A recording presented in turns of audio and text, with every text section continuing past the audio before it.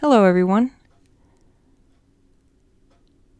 Having some technical difficulties once more. YouTube is telling me the resolution is not optimal, but it's not telling me what resolution is optimal. So we're just gonna have to just improvise like we did last time. So today I want to talk about different character types and just got to turn my phone down here. Different character types. So archetypes, tropes, all of that good stuff.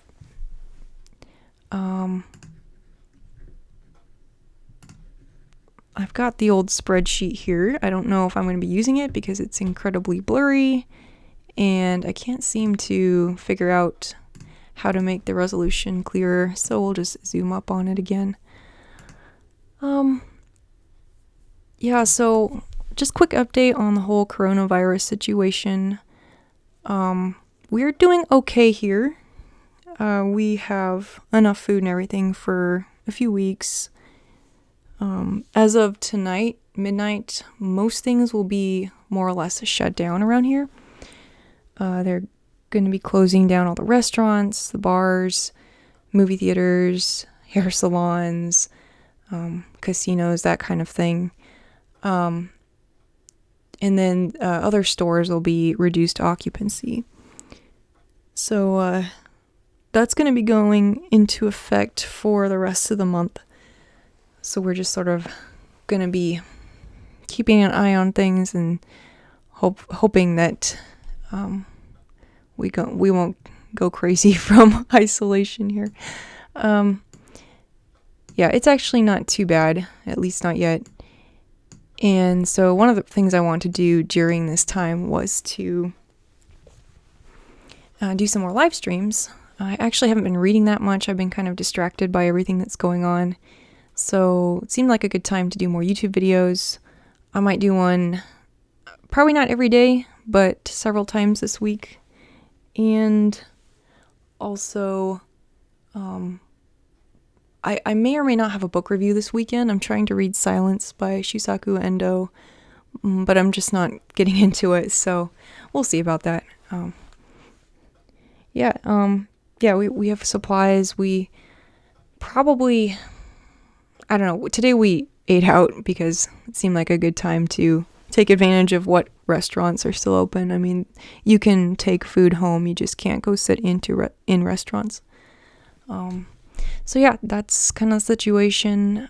But something that's been on my mind a lot before that was character types, archetypes, and tropes. And the reason that is I've been sort of looking back on my writing and books I read, movies I've watched, and kind of getting interested in this idea of certain character types. I actually have, let's see if I can find it. I might have to use Google because I think I found it on the Google.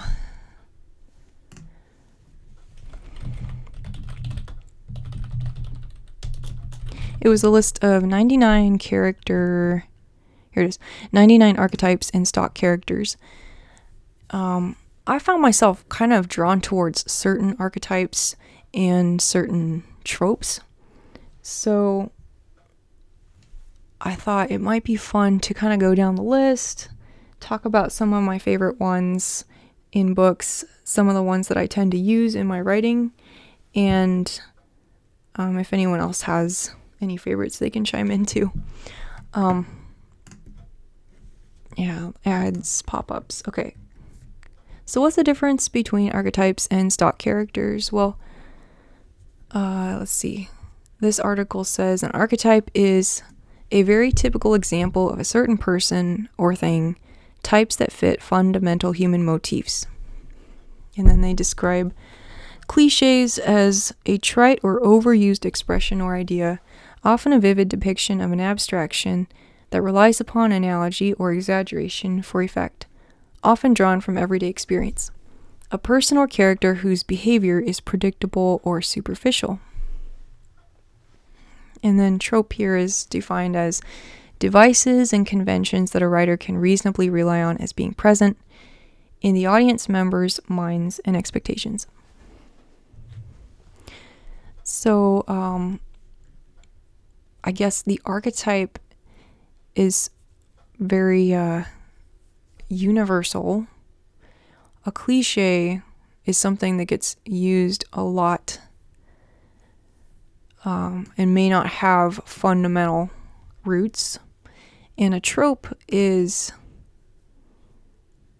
sort of maybe things that happen in this character's life, or traits that are things that the audience or readers will recognize.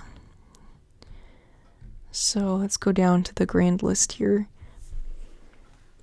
I'm not going to read out all of these, but maybe just highlight some of them. Absent-minded professor, anti-hero, very popular right now. The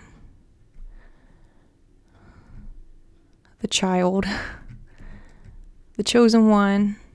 So, recently my brother and I have been trying to watch the entire Star Wars series.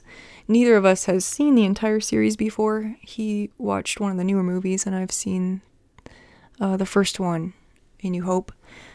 So lately we decided it'd be cool to go through and watch all of the movies and kind of give some critique about it. And of course, they famously have quite a few archetypes in the series. So the chosen one would be like Luke Skywalker, the kind of the everyman who becomes the guy who's supposed to save the universe, or at least play a very pivotal role in saving the universe. The father figure, that kind of comes into play. Actually, maybe not the father figure, but this elderly master here. So that would be like Obi-Wan Kenobi. That would be like Gandalf the Grey. And I'll talk more about that a little later on when I talk about my favorite archetypes. But yeah, you could probably find almost all of the archetypes in the Star Wars series. It's kind of interesting. I actually don't really love the Star Wars movies, at least not the ones I've seen. But that might be another episode. We've got the good king, so the king who cares about his subjects no matter how seemingly unimportant they are.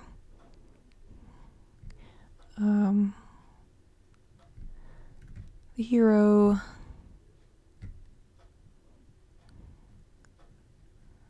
Let's see.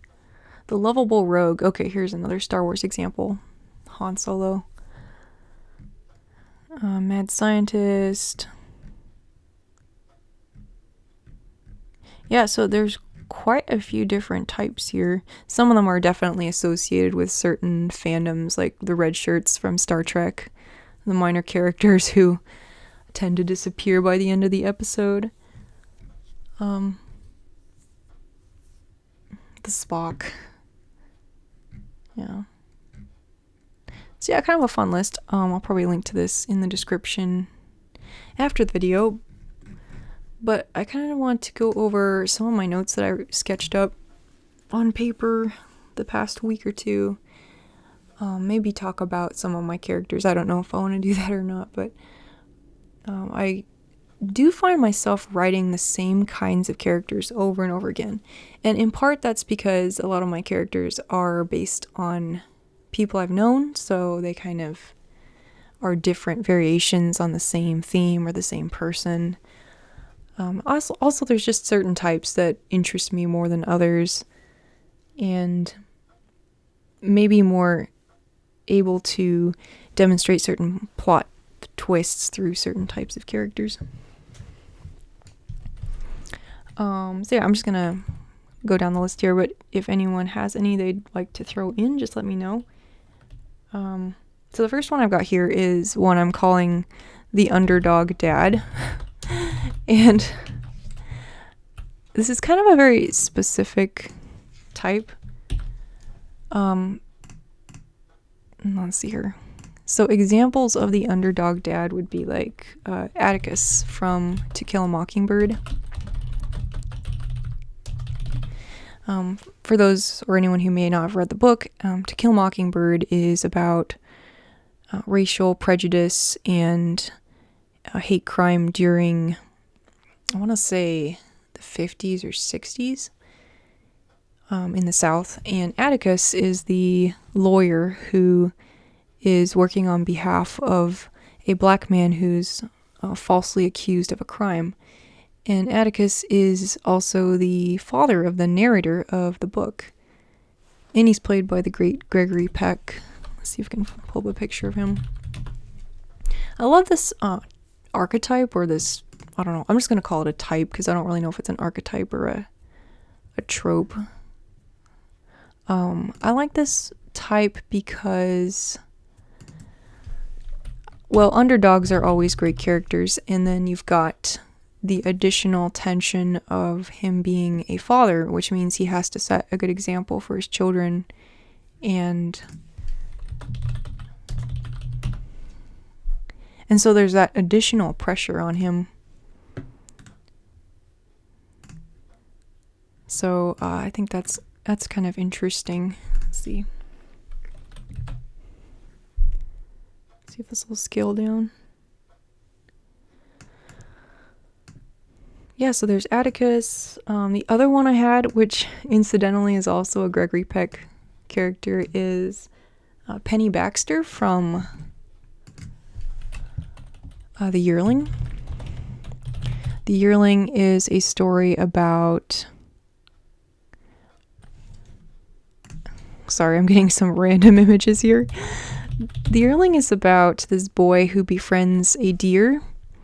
And this is... I can't really place the era. 1800s Florida, I think.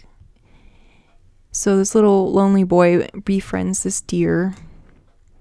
But it's a coming of age story about how this boy grows up and the sacrifices his parents make and the lessons he learns. But the character of his father, whose nickname is Penny, here he is. He's one of those underdog dad types because he's trying to look out for his family. He's trying to fight the elements. That is the difficult conditions for growing a farm. And, dealing with family tensions, his wife's anxiety, all those things. Great character. And really... brilliantly played by Gregory Peck. Not gonna lie, he's one of my favorite actors. Probably my favorite actor. I really think it's an underrated type because it's very true to life, and yet there's also room for embellishment and heroism and such. So yeah, so I mentioned the tension, the responsibility. Also just that family element is great to have in a character. Okay, so the next one is the wizard. So the wizard is probably one of the most stereotypical types, I guess. I already mentioned Obi-Wan. And of course, Gandalf, the wizard from The Lord of the Rings.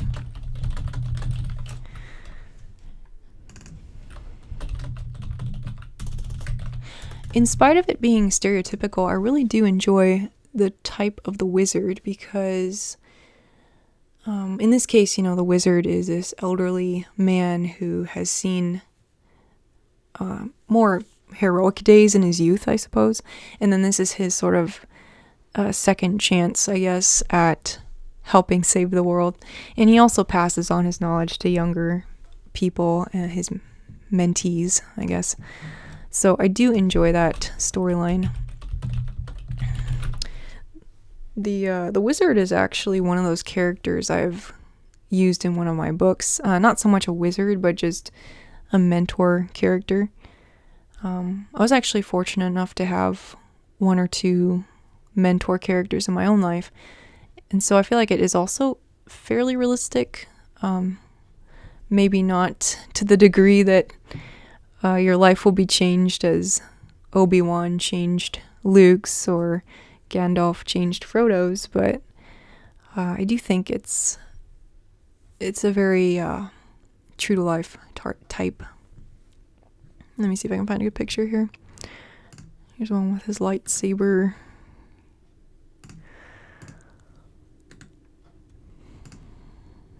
Yeah.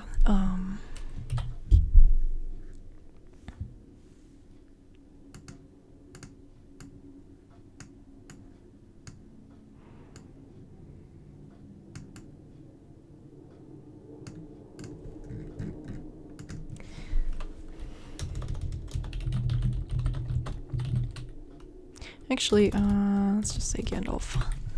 Maybe there's a picture of him that has both. So Gandalf, I don't know if, Gandalf's pretty well known, but of course he's the man who shows up out of the blue and sends the Hobbit Frodo on an adventure. Actually starts with Bilbo Baggins in The Hobbit. And what I love about Gandalf is not only is he, very wise, but he has his own fears and things, and his own character development is pretty cool. I don't want to give it all away, but he goes through a series of challenges in The Lord of the Rings, and so he has to prove himself throughout each one, which is kind of neat. It's not that he's reached this one level in his life that he'll never go past. He continues to become wiser and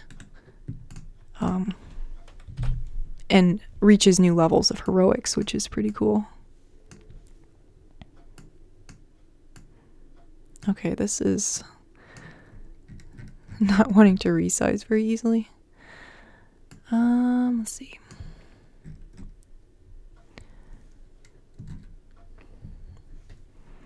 Hi Buck, how's it going? We are just talking about character types. I'm trying to get our minds off coronavirus and all the associated concerns. Yeah, so I'm kind of going through some of my favorite character types. And if you have any, let me know. It'd be fun to talk about them. So I've kind of covered the Underdog Dad, the Wizard.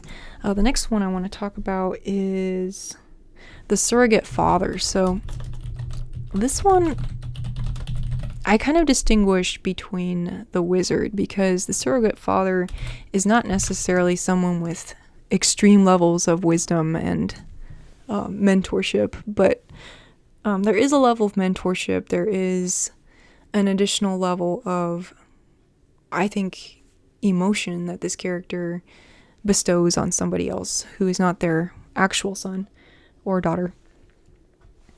Let's see. So the first one, and it's cool you showed up, Buck, because I know that this is a character you like as well. Captain Pellew from the Horatio Hornblower series. And the series is a little more obscure than the ones we were talking about a minute ago, but Captain Pellew is really one of the first great influences in the life of this young Royal Naval officer, Horatio Hornblower. Captain Pellew certainly uses a tough love approach at times, but he always has Horatio's best interests at heart and gives him really solid advice as he tries to navigate the difficulties of life in the Navy, making leadership decisions, dealing with loss and grief and things. So he's a really cool character. In some ways, possibly my favorite character in the series, although it's hard to choose one favorite. Yeah, just really cool. Well played by Robert Lindsay as well. Yeah, I could almost do a whole video on Horatio Hornblower, but let's just pick a picture here. I guess I'll go with this one. Let's see here.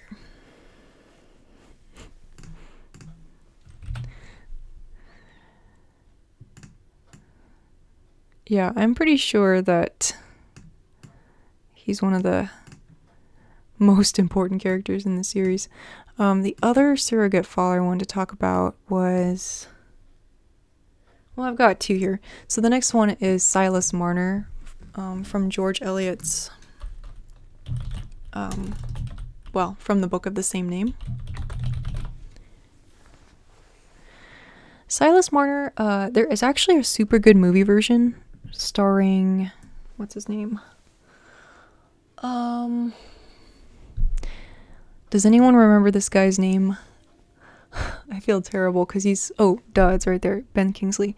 Yeah, super great movie version. A little old, but brilliant acting. So Silas Marner is about this guy who adopts this kid who's been abandoned, I believe, by her mother. Or is it her father? I can't remember, but adopts this abandoned child. And he's kind of a grumpy old guy, but after a while he just really grows to love the child as his own daughter, and she just becomes a joy in his life. And he's got a kind of a hard life, I would say. He's a weaver in this village in England, 1800s. And yeah, but as it turns out, one of the child's parents comes looking for her later. So as you can imagine, that causes a lot of anguish for him. But it's a great story. It's a very short book. I can't really remember what the book was like, but I do know that the TV version is very, very touching and underrated, I would say.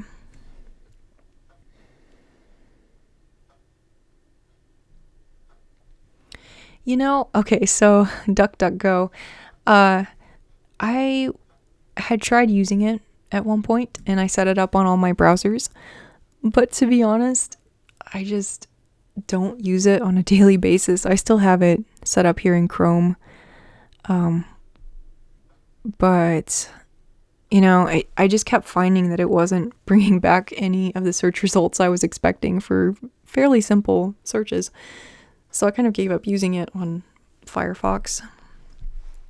And I'm just using two browsers here so I can...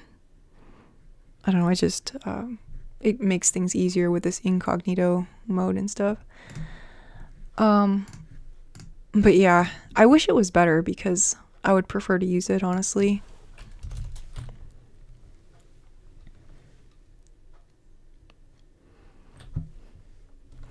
Okay, so the last one, I don't know if I really want to mention it because this is a very bad father figure, but let's mention it anyway because that is a thing.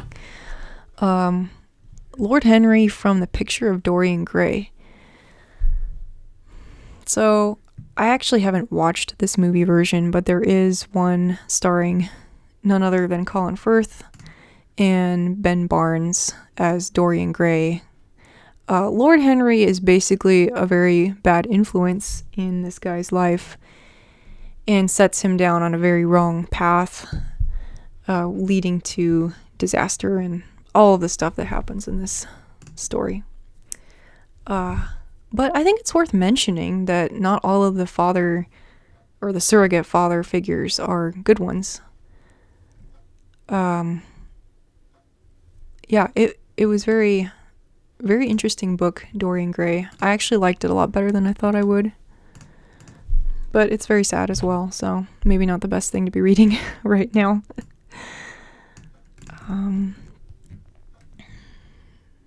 Let's see, can I add...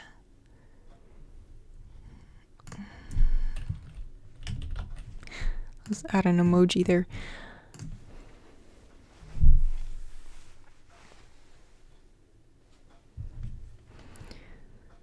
Microsoft gives me points for free Burger King sandwiches. That's awesome. Yeah, I actually haven't used Bing. I should. My dad uses Bing, and he's always sending me the pictures of the background images that they use, which are really cool. I should give that a try. Let's see. So that's 3 tropes or types. Next one. So I've got one that's kind of another one of those ones that Hollywood loves. It's the Maverick.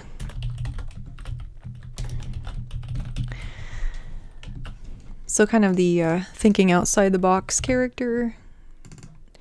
And the ones that came to mind were Sherlock Holmes and Captain Nemo from 20,000 Leagues.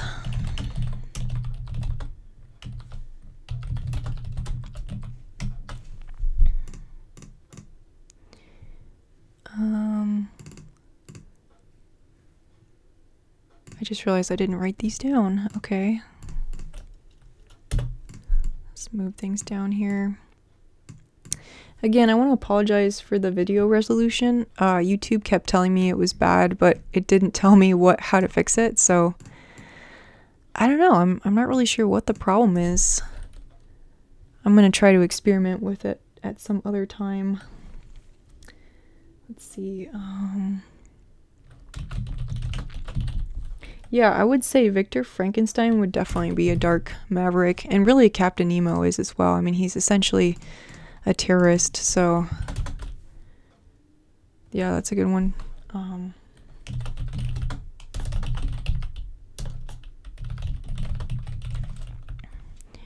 if anyone knows of how to make the resolution better, let me know. I actually have it on pretty high resolution in OBS, but it doesn't seem to be translating to YouTube that way, so I'm not really sure what the problem is.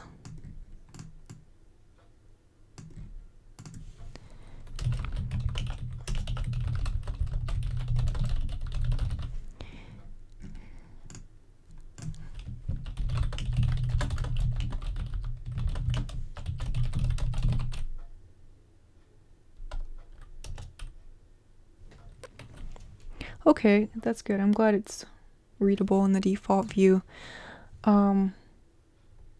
Yes, Gandalf becomes Gandalf the White.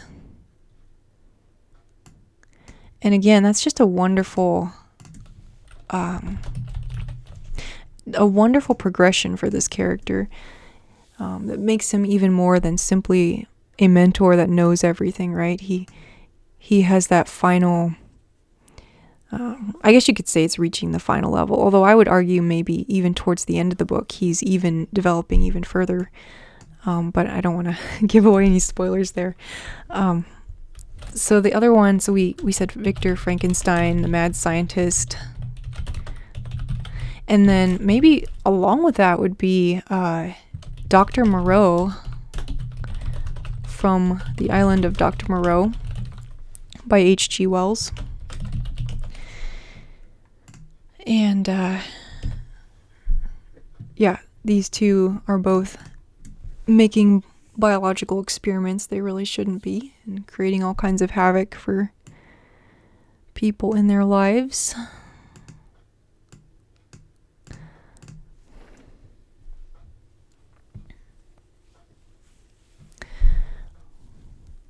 So my favorite version of Sherlock Holmes is the Jeremy Brett version. It's almost, well, I won't say almost, it's most of the books translated to TV. Not the entire series, unfortunately. He didn't get a chance to film all of them. But it's very true to the book for the most part. Jeremy Brett is absolutely brilliant. And the Watsons were actually very well played as well. There were 2 guys that played Watson, but they were both great. I actually got a chance once to write a fan letter to Edward Hardwicke before he passed away, and he just sent me the loveliest card and letter back. It was just really neat. Really a cool guy. Different than many actors in that regard that I've written letters to. Yeah, Jeremy Brett's awesome. Definitely recommend the series. Not all of the episodes are equally great, but they really tried very much to emulate the original material and also the illustrations by Sidney Paget. So I just really love the series. And I have some episodes practically memorized, which is kind of embarrassing. But anyway.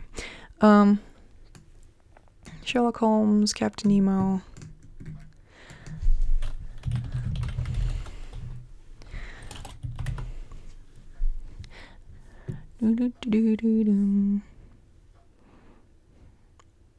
Yeah, I am only familiar with this version, but it's practically my favorite movie of all time. This is the Disney version with James Mason, Kirk Douglas, Peter Lorre, all these greats. Someone edited a dog in this picture. That's adorable. Oh my. Okay, yeah, Captain Nemo.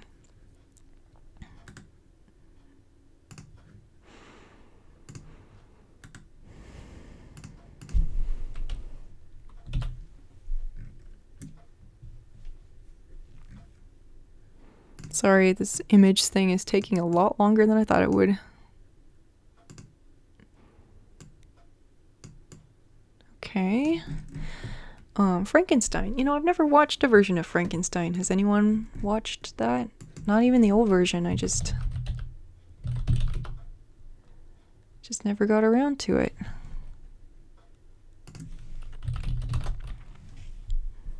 Is that James McAvoy? It's awesome. Okay, we'll say that's Victor Frankenstein. Mr. Tumnus.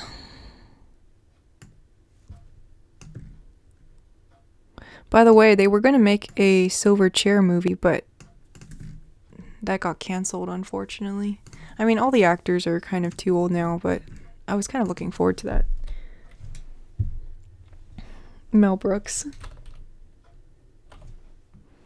Yeah, I don't know. I mean,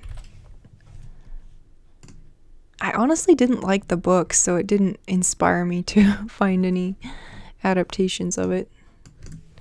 I don't know if there's any versions of Dr. Moreau now that I think about it. Okay. I don't know if Googling Dr. Moreau was the best idea, so we'll just leave him off the list for now. Yeah. Okay, I'm gonna keep going down my list, but again, if you have any types you want to talk about, let me know. I'd love to hear other people's favorite types as well. The next one is the lovable jerk. Oh, this is terrible, but I can only think of one character that fits this. I'm sure there's others. Alan Breck from Kidnapped by Robert Louis Stevenson. And so he's kind of, how to describe him? He's this kind of arrogant, swashbuckling guy who meets the main character and they become friends, except Alan's kind of a jerk sometimes and yet always redeems himself in the end. I really like him because he's not a bad guy. It's just that, you know, he doesn't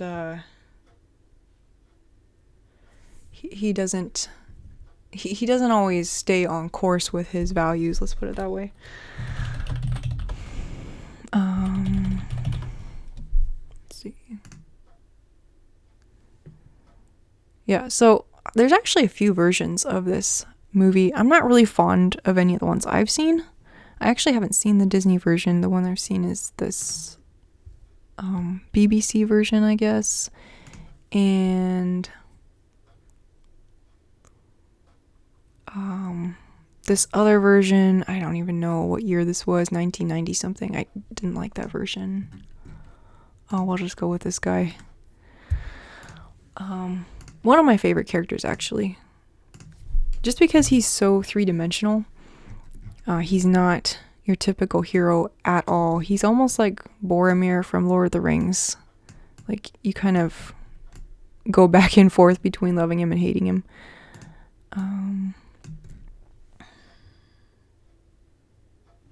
Okay. So let me catch up on the chat here. Manic Pixie Dream Girl. Julia Roberts complains about the trope in Larry Crown. Oh, the Manic Pixie Dream Girl. And then Frederick says, could Hercule Poirot count as a lovable jerk? Yes, I think so.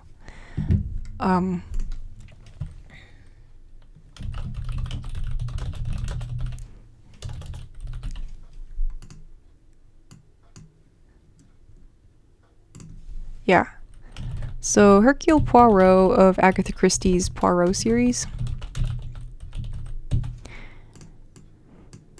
He's pretty much as arrogant as they come. He's kind of a genius, but he knows it, and like he doesn't hide it whatsoever. And then he's got his long-suffering friend, Arthur Hastings, who's basically the Watson character. I mean, people who think Sherlock Holmes is arrogant need to watch Poirot because he's just very full of himself. But Hastings sticks by him. Hastings is a great guy. And Poirot really, I don't know that he realizes what a jerk he is. He just comes across that way. This is some very nice 20s style here. 20s, 30s. Okay.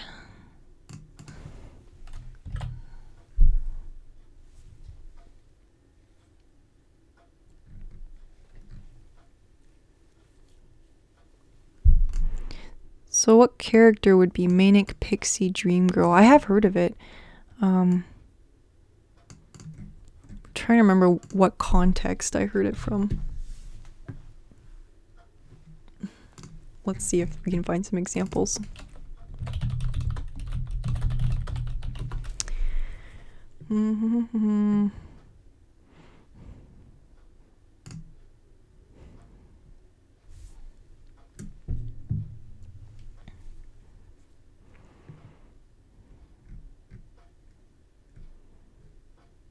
Roman holiday. Oh! Okay, they're saying Princess Anne comes under that category. 500 Days of Summer. I'm not familiar with that one.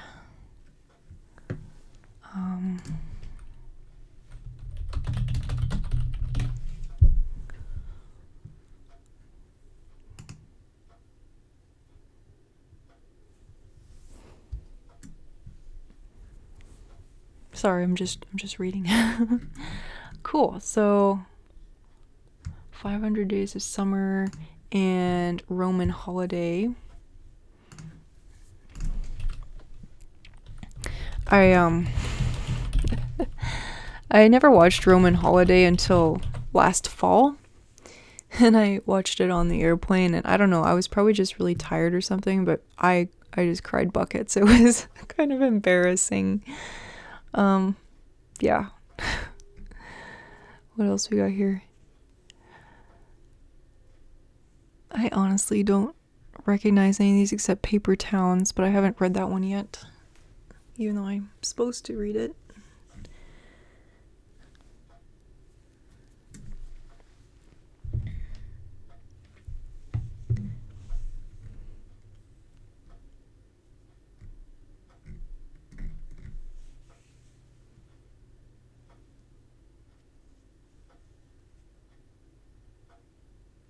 Interesting. That might be a good one to look up to see, like, where does that exist in classic literature? Because I bet it does. It's just, I don't see any. Okay, this is film. Okay, well. Interesting.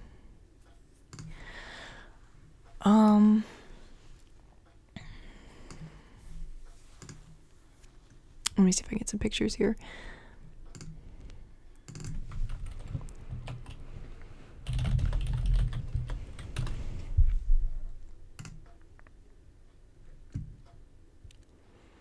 And guess who's in this one? Gregory Peck.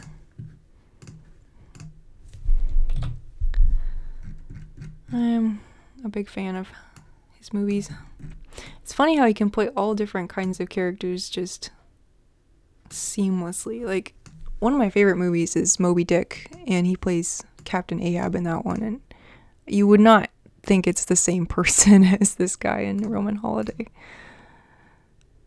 Just blends into the character. Let's see.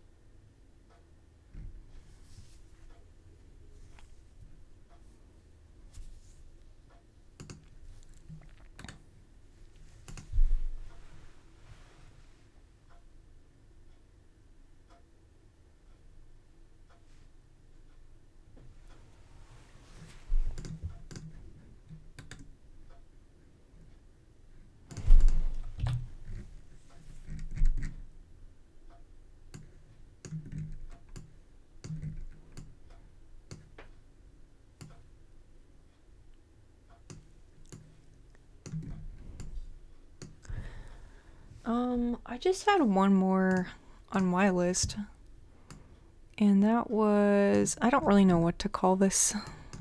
I was just gonna call it the insightful one. I'm sure there's a better way to say this. Oops.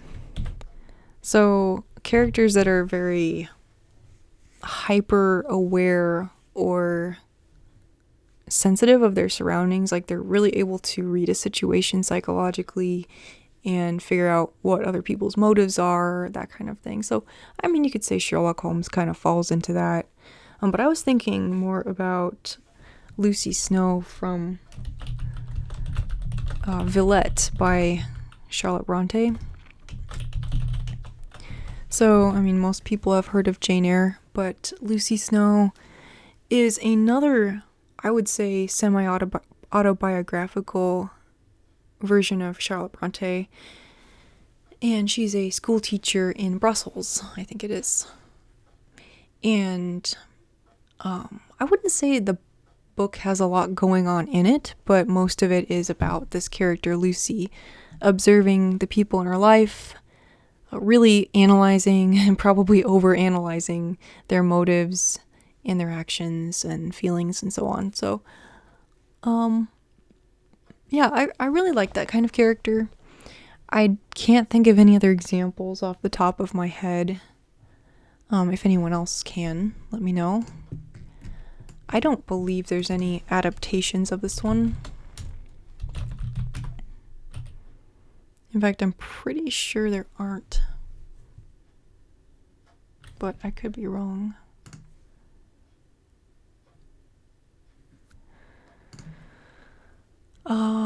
This was the version I read, so I'll just use this.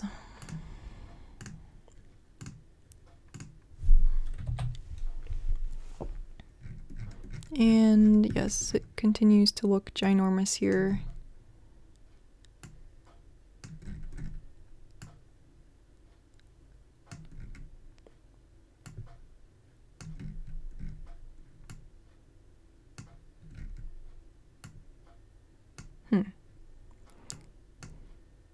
Okay.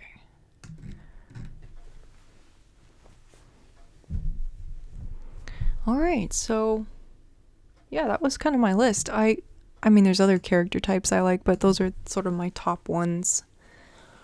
Yeah, now as far as writing goes, I'm trying to think which of these I actually have used. I don't think I've ever used the Underdog Dad. The Wizard, yes, I've used the Wizard. The Surrogate Father. No, I think I tend to write more about biological fathers and those kind of relationships. So, I don't think I've ever used this one. The Maverick. Not really. No, I don't think so. Lovable jerk.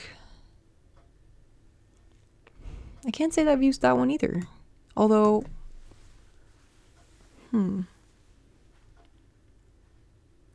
mean, I have a character who some people think is a lovable jerk, but I didn't particularly try to write him that way, so I don't think that really counts. Manic Pixie Dream Girl, possibly, but probably not. Ahab as a mock insightful one. Yeah, I mean, I can see that. I think there's this, one of the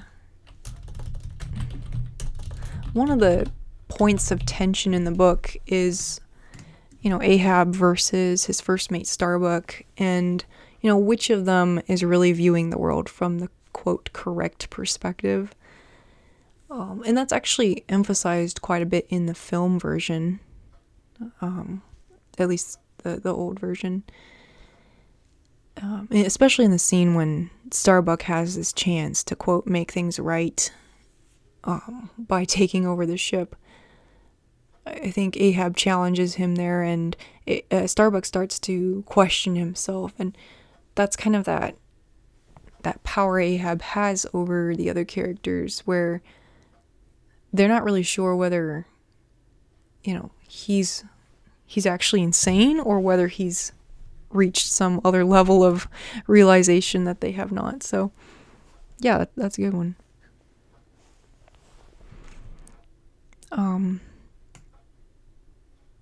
Okay, I mean, it gives us an excuse to put another picture of Gregory Peck on here. Oh dear, I did not plan it this way. It just happened, okay?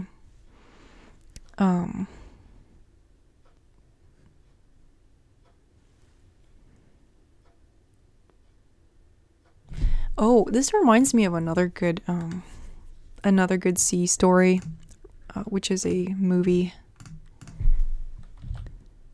Oh, come on. Yeah.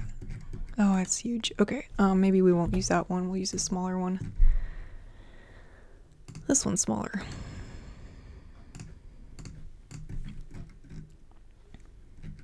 The other one I was thinking of was Billy Budd. If you've never watched that one, highly recommend. I mean, if you like sea stories.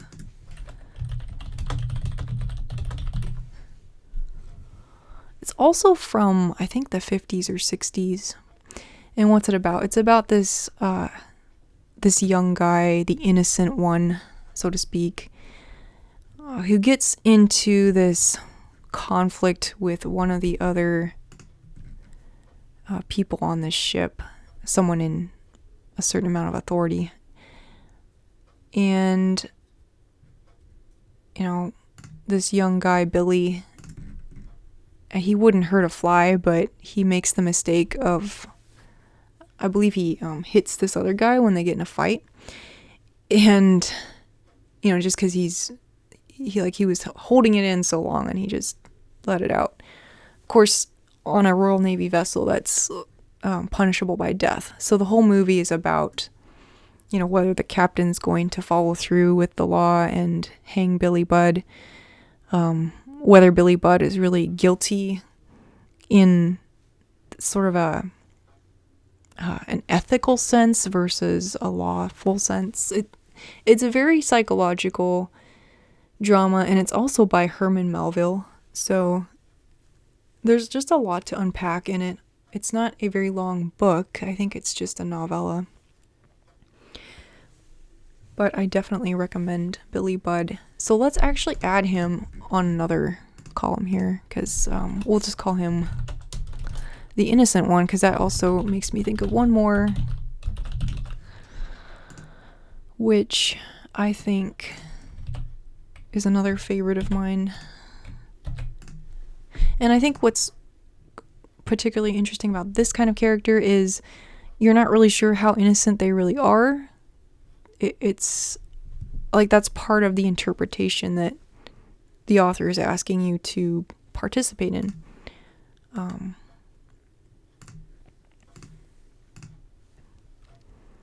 So we'll put Billy Budd here. The other one that came to mind was Prince Mishkin from The Idiot by Dostoevsky. And Dostoevsky specifically said he was trying to create this Christ-like figure.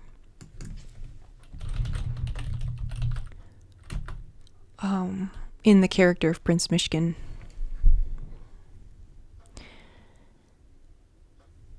But the problem is, as with Billy Budd, you know, you're not living in an ideal world. And so there's going to be conflict regardless of whether you have good intentions or not, right? I guess I'll just use this picture here. I tried to watch this version actually, but it's very long. I think it's a pretty good adaptation from what I could tell, but it's in Russian. It's like 12 or 13 hours long. And I just didn't make it, but I do plan to watch it someday all the way through. There's also a shorter version that's not the complete story from 1958, which would be this version, this guy here. It was okay. I didn't love that version, but it is a version.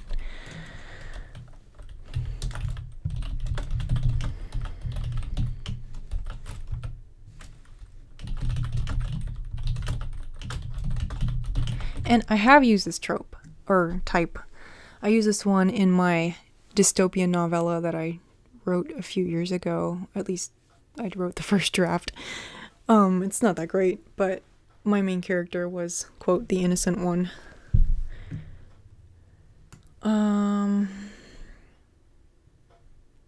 Yeah. So that's pretty much all I had. Super fun hanging out with you guys. And I actually did forget about the coronavirus for about an hour. So I'll probably do this again later in the week sometime. I don't know. I was going to try to do it daily, but that might be too much. I'm having trouble thinking of topics. But if you have any ideas for topics, let me know. Either in comments or chat or whatever. Yeah, there's some really great movies here. So be sure to check those out. And hope you have a great rest of the week. Thanks for watching.